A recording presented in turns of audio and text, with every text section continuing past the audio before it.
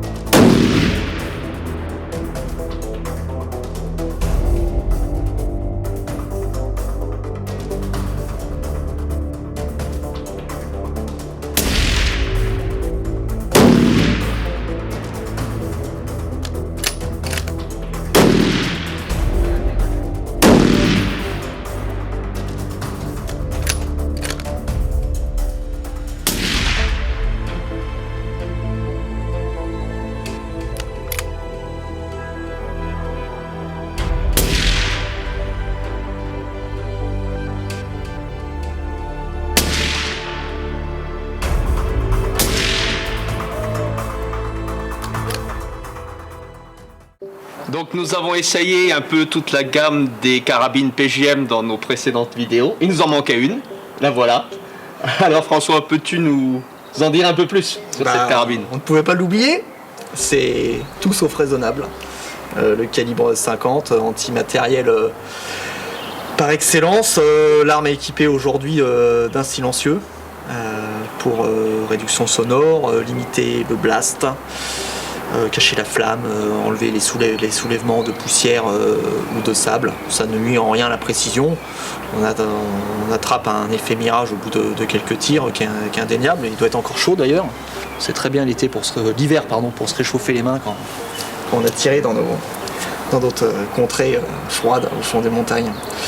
Voilà, fusil à répétition, action manuelle, chargeur 7 coups. Crosse amovible pour réduire un peu l'encombrement, comme ceci. Tiens-la bien, hein. Des fois elle veut s'échapper. Une béquille pliante qu'on range, un appui-joue réglable en longueur, en hauteur. La crosse est réglée en longueur, réglable en hauteur, notamment pour quand on va adapter des systèmes de visée qui peuvent rehausser l'axe optique. Là, la bécane est équipée d'une Schmidt-Meyer 327 High Power. Magnifique produit, clarté exceptionnelle et voilà, une ergonomie au top. Hein. Que peut-on dire d'autre? L'arme elle est équipée de son bipied, d'une rallonge de bipied qui nous permet de déplacer le bipied d'une vingtaine de centimètres vers l'avant. Sans cet accessoire, si on tire avec le silencieux, l'arme elle a un gros ballon vers l'avant et bascule. Là c'est très bien pour faire les biceps. On a une haltère de 5 kg à peu près. D'accord. Voilà, mais pour encaisser toute la pression au niveau du départ du coup, on est obligé d'avoir quelque chose de très solide et très costaud. Et malheureusement là on est dans des calibres qui sont quand même conséquents. Et on a forcément besoin de poids pour ne pas trop subir le départ du coup. Ouais. Et de robustesse pour pas que ça explose tout simplement. Donc là on a quand même énormément d'acier, boîtier de culasse acier, le canon bien sûr, un gros barreau de chaise de 70 cm de long. On reste sur le principe du châssis poutre, hein, ça reste fidèle à PGM, les 4, la poutre qui reçoit tous les éléments de l'arme, la crosse, pontet, guide chargeur, la poutre, le bipied, tous les accessoires pour fixer les optiques, rails Picatinny latéraux, rails Picatinny longs. Une poignée de portage qui est très pratique pour transporter l'arme. Bon, on a des clés de portage, on a des systèmes qui vont permettre de travailler sur le terrain pour porter l'arme. Par contre, en approche finale, si on n'est pas en rampée, on a une poignée et on trimballe l'arme comme une valise. Attention, parce que c'est le dos. On a une arme qui normalement est relativement bien équilibrée quand on n'a pas le silencieux. Voilà. Mais ça permet de porter l'arme un peu comme une valise. Voilà. Niveau poids général de l'arme, t'es à peu près à 17 en ordre de combat, en ordre de marche, elle marche pas, c'est nous qui marchons. 17 kilos. Béquille. Culasse. Chargeur plein. Là on est à peu près à 22 kg avec la configuration silencieux. Sinon on a ce magnifique frein de bouche qui est une très belle pièce d'usinage. C'est un frein de bouche à inverseur de flux. Donc ce qui va se passer c'est que la balle va sortir bien entendu et que les gaz qui vont suivre derrière vont pousser au niveau des ouïes et partir à peu près à 120 degrés derrière. D'accord. Donc tous ces gaz qui vont venir appuyer sur les surfaces du frein de bouche vont tirer l'arme vers l'avant.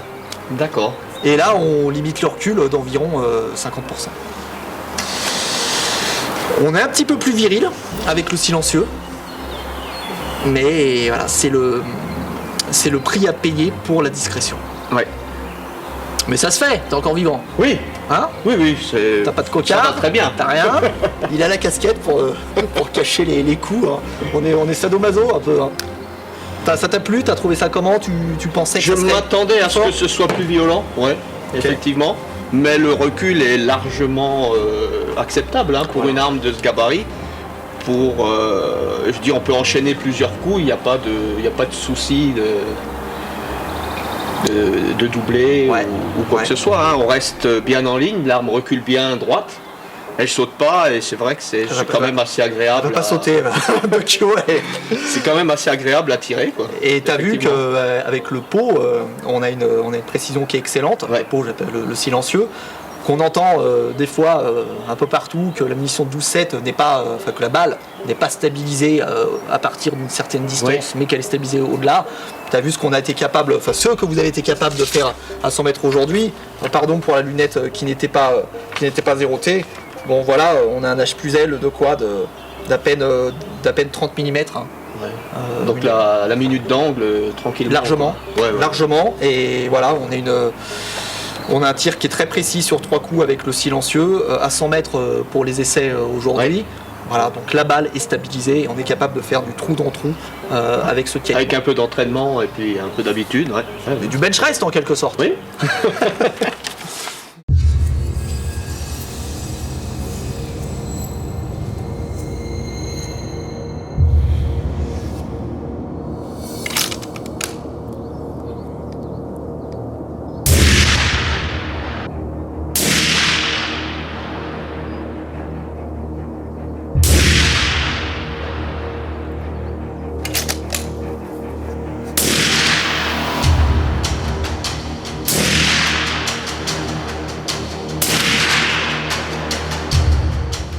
En service bien sûr dans l'armée française depuis bientôt 20 ans. Dans énormément de forces spéciales françaises bien entendu et étrangères, les forces amies. On en avait déjà parlé sur Minipol il y a 6 mois. Hein. C'est un business qui est très réglementé. Voilà, c'est le ministère de la Défense et l'État français qui nous donne l'accord de vendre à telle unité dans tel pays. D'accord. Voilà, donc c'est quelque chose, c'est un business qui est propre. Il n'y a pas de problème de prolifération d'armes Oui. chez des gens qui ne devraient pas les recevoir. Ouais. À titre d'information, combien d'armes comme celle-là ont été construites? La 12-7, c'est à peu près 1 millier. L'Ultima Ratio, c'est bientôt 2500. Le PGM 338, environ 400 armes. Et là, on pourra parler de la Mini 4.2 tout à l'heure, qui est en phase terminale de développement, qui est un 338 évolué Ouais. depuis le PGM 338 qui a été sorti au tout début des années 2000, donc une arme qui a une quinzaine d'années. Et aujourd'hui, on s'est vraiment penché avec les opérationnels, avec mon ami Philippe Perotti, avec qui je travaille énormément, le bureau d'études, les designers, l'atelier Ouais. qu'on a visité Oui. hier, donc toute la mécanique de précision qui vont nous permettre de nous dire ok, mais on sait faire comme ceci, on sait faire comme cela. Voilà, c'est vraiment tout un consortium autour d'un même projet avec des opérationnels, des techniciens. Pour arriver, c'est la transition est toute faite. J'ai encore mâché ton boulot. Voilà. La transition est toute faite sur le Mini 4.2. Vous verrez, c'est une arme prototype, hein, donc soyez indulgents s'il vous plaît. Il y a des pièces qui ne sont pas encore traitées. C'est une arme qui a déjà tiré à peu près 2000 coups. Donc on est D'accord. complètement satisfait aujourd'hui au niveau de ce qu'on souhaitait. Ça groupe, c'est robuste, ça reste fidèle à PGM avec que des améliorations et pas de retour en arrière, je dirais. Ouais.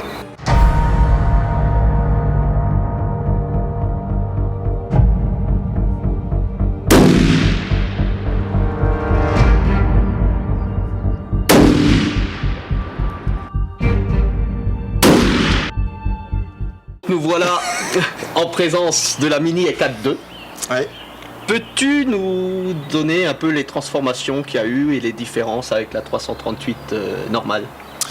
Ouais, alors on a laissé de côté le boîtier de culasse alu qu'on connaissait bien sûr sur l'Ultima Ratio. Ouais. Et le boîtier de culasse alu est dans ce cas-là nécessaire quand on veut un démontage rapide du canon. Oui. C'est vrai que sur PGM 338, on n'a pas forcément de canon subso, de choses comme ça qui permettent à l'opérationnel suivant la mission de dire ok, je vais partir sur un canon subso, sur un canon court, sur un canon long. Donc là on a décidé de partir sur un boîtier de culasse en acier avec un canon vissé, d'où la Minié 4. Les 4.2 qu'on vient de voir tout à l'heure, un canon vissé dans le boîtier de culasse. La Minié 4 1 était une arme qu'on a vendue notamment chez nos voisins suisses pour les services de police qui voulaient justement à l'époque un boîtier de culasse acier. Ouais. Donc on a réfléchi à tout ça, comme je disais tout à l'heure, avec mon ami Philippe Perotti, avec mon bureau d'études, avec la production, avec un cabinet de design pour arriver à cette petite merveille qui a eu droit à un coup de peinture, donc ça ne sera pas forcément sa version finale. Je pense qu'on laissera le choix de la peindre ou non aux opérationnels qui font ça en général très bien. Donc hormis la caractéristique principale qui est le canon vissé dans un boîtier de culasse acier qui nous permet bien sûr de réduire les épaisseurs puisque l'acier est beaucoup plus costaud. On a une crosse qui se plie.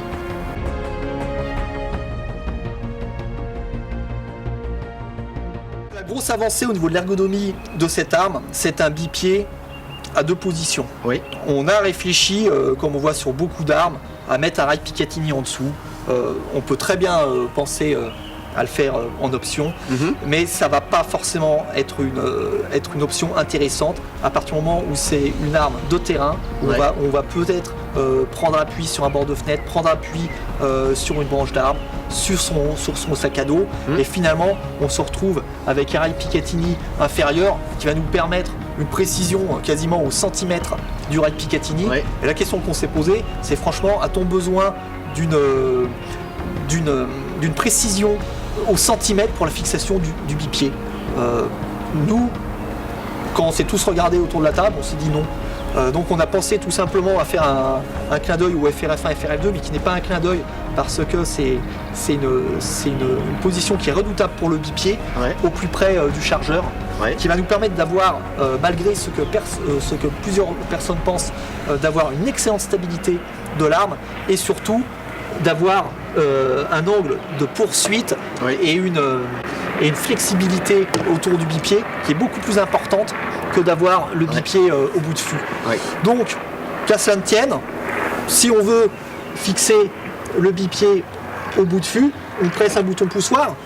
C'était le même système qu'on avait vu sur la Ludis sur Millipol en novembre dernier, et on vient mettre notre bipied au bout du fût. Ce qui est rapide et... C'est très rapide. L'opérationnel, là encore, on lui donne le choix. Est-ce qu'il veut porter une pièce qui fait à peu près 400 grammes, sachant qu'il fera que du tir en appui sac. Donc il a le choix de garder ça dans la veste guérilla, dans le sac ou à la base, ou je ne sais où. C'est une arme qui est fidèle à la marque PGM, c'est-à-dire une flexibilité, un peu le mécano qu'on a connu sur l'Ultima Ratio. On veut une version bois, on veut une version cross fixe, une version cross pliante, tel ou tel canon, et on garde cette modularité. De la même manière sur la béquille de cross, on a cette béquille qu'on retrouve sur tous les PGM, et de la même manière, elle est amovible. D'accord. Donc là encore, on va gagner quoi, 300 grammes à peu près, 300 grammes, 400 grammes là. L'opérationnel qui veut avoir une arme light a déjà gagné 700 grammes. On propose aussi une version de canon en 60 cm qui est redoutable. C'est vraiment pas une question de longueur. Le 338 Lapin Magnum, on arrive à des précisions époustouflantes à 1200 mètres avec un canon de 60 cm. Le chargeur, vous me pardonnerez, il est sorti de production, donc il n'est pas encore traité contre la corrosion.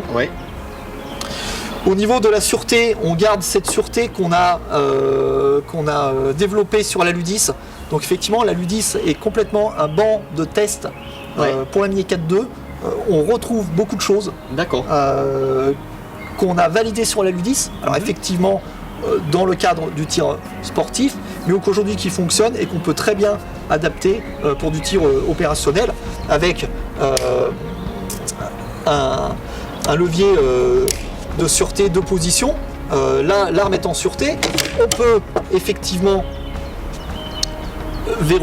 chambrer Avec la sûreté. et on ne peut pas percuter. D'accord. D'accord. Et on ne peut pas déverrouiller la culasse, ce qui veut dire qu'en phase de progression, une munition peut être chambrée Oui. et on ne risque pas d'éjecter si jamais le levier de culasse s'accroche. Ok. On efface la sûreté et la mise à feu est possible. D'accord. Au niveau de l'ergonomie de cette arme, on a une grosse avancée. On vient de voir sur les 4.2 que la crosse était amovible. Oui. Sur Ultima Ratio, sur PGM 338, on avait une crosse qui pliait à gauche, ce qui est effectivement très facile à faire parce qu'on n'est pas dérangé par le levier de culasse. Et là, voilà, on a quand même décidé de moderniser cette arme en réfléchissant à cette possibilité et qu'on a trouvé comme sur d'autres armes. Donc on va verrouiller notre culasse, on va plier notre crosse et le levier de culasse trouve sa position à l'intérieur de la crosse, ce qui va nous permettre d'avoir une partie gauche de l'arme parfaitement lisse, hormis bien sûr les rails Picatinny latéraux qui sont en option. Si on n'a pas envie de tirer la nuit, on n'a pas besoin d'un rail Picatinny long, on n'a pas besoin de rail Picatinny latéraux. On sera en configuration jour avec un rail qui fera à peu près la longueur du boîtier de culasse. Le bipied se tourne. Les jambes qui se tournent vers l'avant ou vers l'arrière. Donc un bipied qui épouse très bien le fût. Oui. Si on préfère le mettre vers l'avant, on peut. Et si on veut l'enlever, on peut également.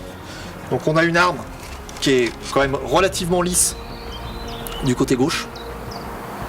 Et du côté droit, on a même le levier de culasse qui est plutôt très bien intégré.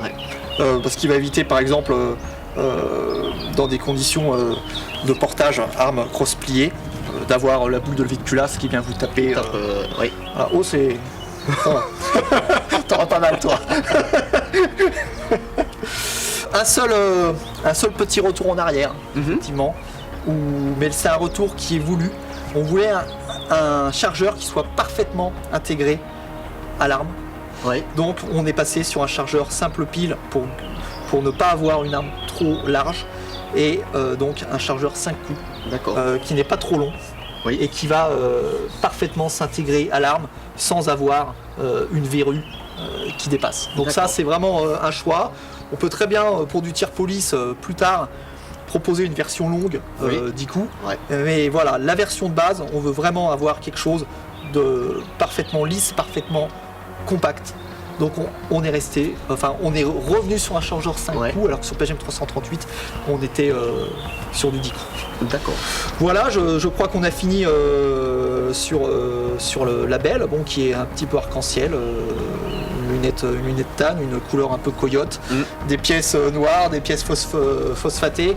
Voilà, ça reste un prototype, donc c'est normal qu'on ne soit pas dans une configuration esthétiquement parfaite, mais en tout cas ça vous permet d'avoir ça donne une bonne idée de ce qu'on va bientôt avoir. Le futur. Voilà. Cette vidéo est maintenant terminée. Nous remercions encore une fois François pour son accueil chaleureux. Merci pour votre visite. Et l'utilisation des carabines PGM. Ils sont encore vivants. On a survécu. Pas de blessure, aucune. On est intact, on est vivant. On se retrouve très bientôt pour de nouvelles vidéos. À bientôt. Enfin. Bisous.